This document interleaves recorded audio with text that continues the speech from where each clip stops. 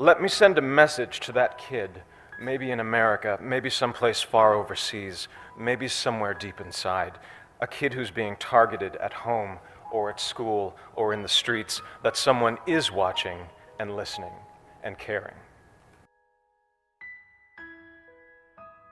It is my great honor and privilege to be here tonight, to count myself a member of this community.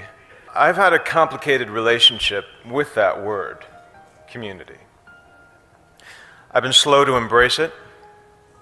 I've been hesitant. I've been doubtful. For many years, I could not or would not accept that there was anything in that word for someone like me, like connection and support, strength, warmth. And there are reasons for that. I wasn't born in this country. I didn't grow up in any one particular religion. I have a mixed-race background, and I'm gay. It has been natural to see myself as an individual. It's been a challenge to imagine that self as part of something larger. Like many of you here tonight, I grew up in what I would call survival mode. When you're in survival mode, your focus is on getting through the day in one piece.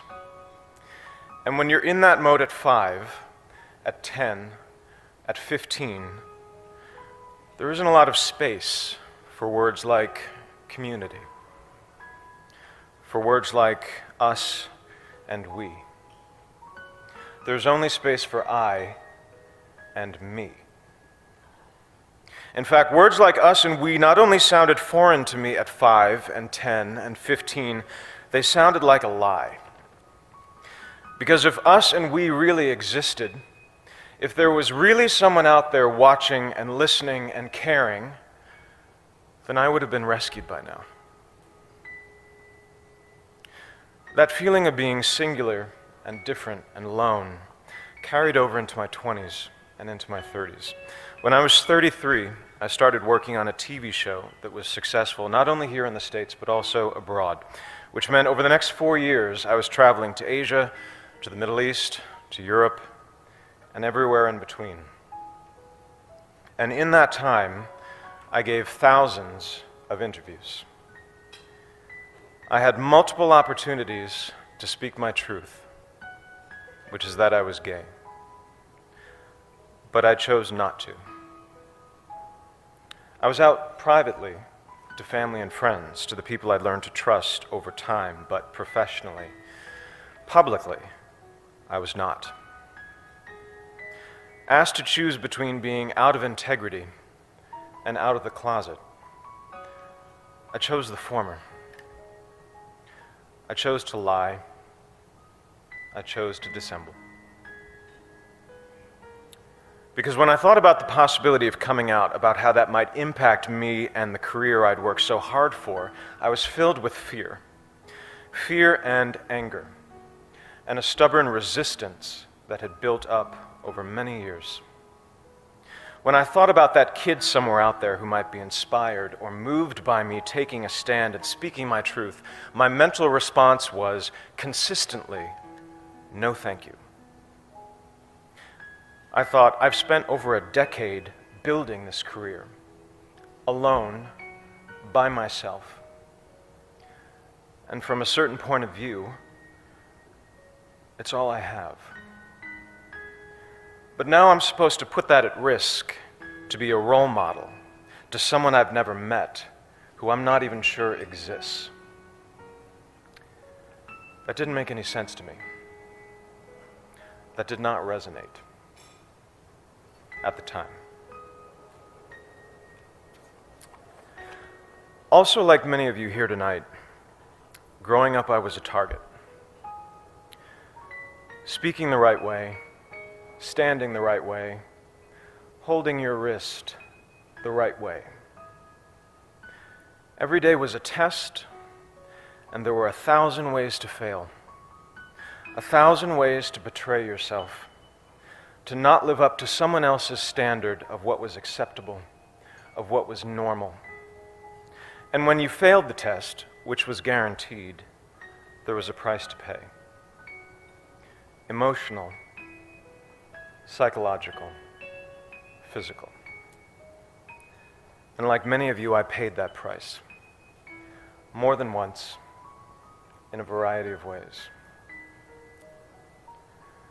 The first time I tried to kill myself, I was 15. I waited until my family went away for the weekend, and I was alone in the house, and then I swallowed a bottle of pills.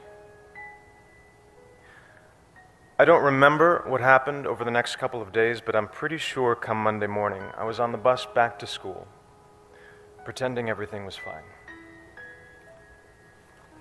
And when someone asks me if that was a cry for help, I say no, because I told no one.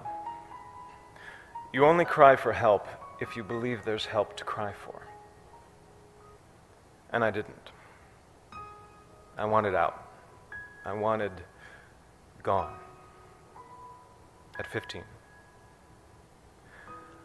I and me can be a lonely place, and it will only get you so far. By 2011, I'd made the decision to walk away from acting and many of the things I'd previously believed so important to me. And after I'd given up the scripts and the sets which I dreamed of as a child, and the resulting attention and scrutiny which I had not dreamed of as a child, the only thing I was left with was what I had when I started. I and me. And it was not enough. In 2012, I joined a men's group called the Mankind Project, which is a men's group for all men, and was introduced to the still foreign and still potentially threatening concepts of us and we, to the idea of brotherhood, sisterhood, and community. And it was via that community that I became a member and proud supporter of the Human Rights Campaign. And it was via this community that I learned more about the persecution of my LGBT brothers and sisters in Russia. Several weeks ago, when I was drafting my letter to the St. Petersburg International Film Festival, declining their invitation to attend, a small, nagging voice in my head insisted that no one would notice, that no one was watching or listening or caring. But this time, finally, I knew that voice was wrong. I thought, if even one person notices, this letter in which I speak my truth and integrate my small story into a much larger and more important one is worth sending. I thought, let me be to someone else what no one was to me. Let me send a message to that kid, maybe in America, maybe someplace far overseas, maybe somewhere deep inside, a kid who's being targeted at home or at school or in the streets, that someone is watching and listening and caring. That there is an us, that there is a we, and that kid or teenager or adult is loved. And they are not alone.